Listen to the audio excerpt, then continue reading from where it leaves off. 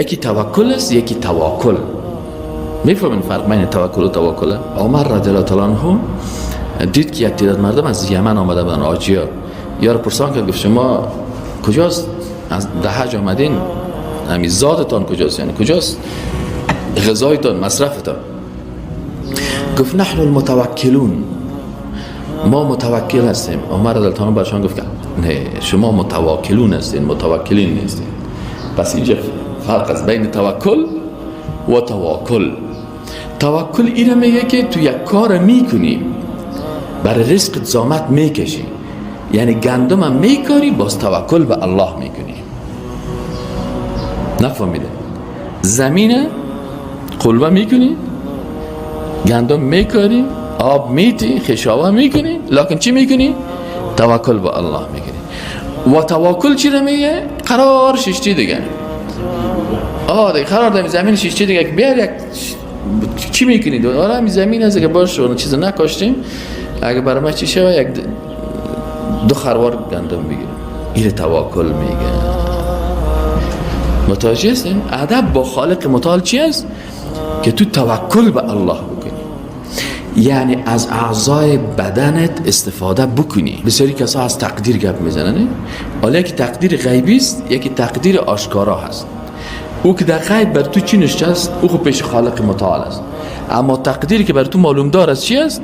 بر دو چشم داده، چشم در تقدیرت نرفته. این حال تو که در روز قیامت برید مثلا خدا بزرگ چشمت هم سل داره، سل نمیگه، چشمایت پات میگیری میری در چاه میفتی میموری. ملائکه هم یک سیلی ماکم در روید کش میکنه، میگه تقدیر ما تو بگو، تومت نکن سر الله. بسیاری کسا تومت میکنن سر خالق متعال. الله برات چشم داده، الله برات گوش داده، گوشت در تقدیرت رفته، عقلت در تقدیرت رفته نرفته، اختیارت در تقدیرت رفته نرفته. پس وقتی که تو کار درست اختیار میکنی، کار غلط ترک میکنی، تو در حقیقت مطابق تقدیر کار کردی. عمر رضی الله تعالی عنه رفتن در یک منطقه طرف شام، گفتن اینجا مرض طاعون است. عمر رضی الله تعالی عنه دو قریه داخل نشد، پس حرکت کرد این طرف آمد. یک نفر گفت که ای عمر، از تقدیر الله گریختی؟ عمر رضی الله تعالی عنه گفت نه، از تقدیر الله و تقدیر الله انتقال کرد. اونجا الله مرض تقدیر کرده بود، برای ما تقدیر عقل کرده بود، و این طرف دیگه صحتمندی است. اینجا صحت تقدیر کرده. پس ما از اون تقدیر الله به چی آمدم؟ به تقدیر الله آمدم. یعنی ای که مثلا یک انسان کار میکنه، این در حقیقت مطابق تقدیر است، زحمت میکشه مطابق تقدیر است.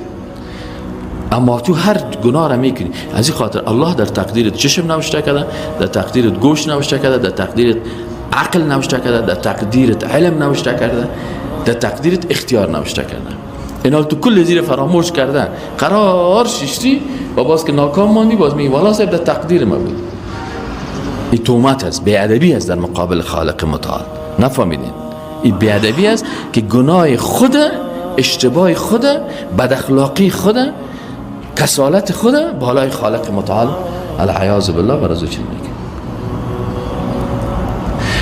اینا چی میگه؟ که انسان مسلمان توکل میگه و استعانت از الله میگه. اینا اگر اینجا خط قرار بدیم، این یک خط است، این عالم اسباب است. بالاتر از این کسی چی است؟ عالم مافوق اسباب است. در عالم اسباب از مخلوق میتونی استعانت بگیری مطابق تواناییش. مثلا وقتی که من خودت میگم که موتر تا برای ما بده که من تا مکرویان میرم، یا من تا مکرویان برسم، استعانت خواستم نخواستم. اینا تو اینجا در استعانت توانایی داری نداری؟ اینجا توانایی داری، مطابق توانایی توست. و این عالم اسباب است. از این خاطر در عالم اسباب پیش دکتر میریم، دوا میگیریم، معاینه میکنیم، اینیا میکنیم. یا بی‌ادبی با خالق متعال نیست. بی‌ادبی با خالق متعال چی است؟ که در عالم مافوق اسباب از مخلوق چی کنیم؟ استعانت بخوایم. مخلوقی که خودش بر خود زندگی داده نمیتونه، از او بر بچه بخوایم. یک کسی که خودش فوت کرده، خودش بر خود زندگی داده نمیتونه، اینا تو رو میخیزی میگه که چی هستن؟ بر ما بچه بده، یا بر ما دختر بده، یا تو مشکل مرا رفع بکن. مشکل خود باید رفع میکنه. اینال در اینجا باز چی میشه؟ اینال استعانت برای الله که ایاک نستعین میگیم که در عالمی که از عالم اسباب برای ما فوق اسباب شد، باز اینجا فقط استعانت از کی میگیریم؟ از خالق متعال میگیریم. دوم ادب چیز چی هستم؟ ادب قلبی که با تعهدات خود با کلمه طیبه چی کنیم؟ با متعهدات خود وفادار باشیم. ما وقتی کلمه میخوانیم چند تعهد میکنیم با خالق متعال؟ در کلمه طیبه 3 تعهد اساسی است. تعهد اول کلمه ای است که به خالق متعال میگه که یا الله.